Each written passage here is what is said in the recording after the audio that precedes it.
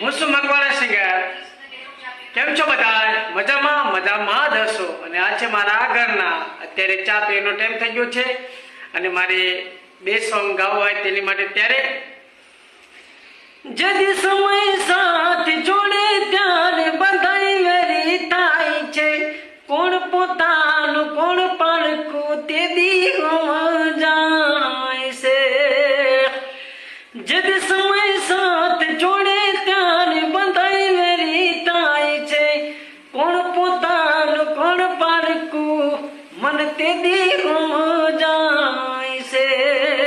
કોઈ કોઈનું નથી, કોઈ કોઈનું નથી હો।